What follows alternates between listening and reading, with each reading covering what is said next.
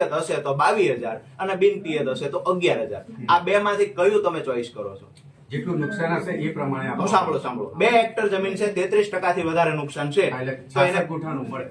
સાહેબ દાવા સાથે કહું છું, રાજુ કરપડા તમારી ઓફિસમાં બીજી વાર ન આવે. નિયમો વાંચી લેજો, નિયમો વાંચી લેજો. આખા રાજ્યમાં આ રીતે અરે આખા રાજ્યમાં તમારા જેવા અધિકારીઓ જ પાટપીટી છે.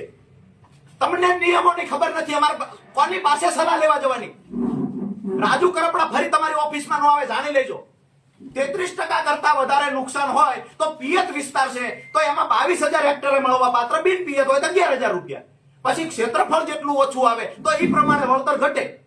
હવે તમે તો ટકાવારી જાણે, અહીંયા કોઈ માપકનું યંત્ર છે ટકાવારી માપવાનું? નિયમો તમે જાણતા નથી. તમે એવું કહેશો તો 66% વળતર મળે. ક્યાં છે પરિપત્ર? બતાવો મને, બતાવો પરિપત્ર. હું દાવા સાથે કહું ફરી તમારી ઓફિસમાં ક્યારેય ન આવું. તમે જિલ્લા ખેતીવાડી અધિકારી થઈને બેઠા છો, નિયમો તમને નથી ખબર. એક દિવસ તમે કહો છો સરપંચને ભેગા રાખવાના છે, કમિટીના સભ્ય છે, આવું તમે બોલેલા. આજે તમે એવું કહો છો સરપંચને સાથે ખાલી રાખવાની વાત હતી, કમિટી નહોતા. તમારા ગામનો તલાટી સાથે હતો સર્વે સમયે? તમારા ગામનો તલાટી સાથે ભાઈ કોઈનો તલાટી સાથે હતો? કોઈ ખેડૂતને ખબર જ નથી સર્વે કરી ગયા. ગ્રામ સેવકો પાસે મંગાવો, અમે જોઈ લઈએ.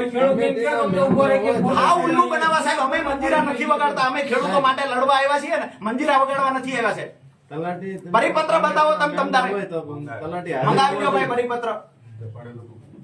33, હજુ કહું છું, પાછો સ્પષ્ટતા કરું, 33% થી વધારે નુકસાન હોય એવા કિસ્સામાં પ્રતિ હેક્ટર પિયતમાં 22,000, બિન પિયતમાં પ્રતિ હેક્ટર 11,000. 2 હેક્ટરની મર્યાદામાં વળતર ચૂકવવાનું. હવે એને 70% નુકસાન હોય તો એ મુજબ કેલ્ક્યુલેશન. 70% નુકસાન કપાસમાં છે એ નથી ગણવાનું. ક્ષેત્રફળ જે છે એમાં 33 થી ઓછું કે 33 થી વધારે, આ બે જ નિયમ છે. 33 થી ઓછું છે, 33 થી વધારે છે, બરાબર છે. તમારો ગ્રામ સેવક અલગ વ્યાખ્યા આપે છે, તમે અલગ વ્યાખ્યા આપો, વિસ્તરણ અધિકારી અલગ વ્યાખ્યા આપે, ગામડેથી આંકડા લખવામાં આવે, આંકડામાં ફેરફાર કરી નાખવામાં આવ્યો, આંકડા બદલી નાખ. તમને હું દાવા સાથે કહું, આંકડા બતાવો અમને. કયા ખેડૂત સાથે ફોટો પાડીને કીધું છે કે તારે આટલું નુકસાન છે? સાહેબ અમારી સ્પષ્ટ વાત છે, કોના આધારે ખેડૂત સાથે છેતરપિંડી થઈ આ માહિતી અમારે જોઈએ છે. આમાં અમારે કાયદાકીય લડવાનું થાય તો લડશું છે. બાકી અમારું ક્ષેત્રફળ અમારે 2 હેક્ટરમાં નુકસાન હોય તો અમને વળતર શા માટે અડધા હેક્ટરનું મળે? જેટલું નુકસાન હોય એટલું મળે. સાહેબ આ નુકસાન નક્કી કોણ કરશે? નુકસાન નક્કી કોણ કરશે? એટલે ગામમાં ગયા તો સરપંચ. એટલે ભાઈ તમારા ખેતરે નુકસાન કેટલા ટકા તમને કહ્યું તું? ના, એ તો ઉપર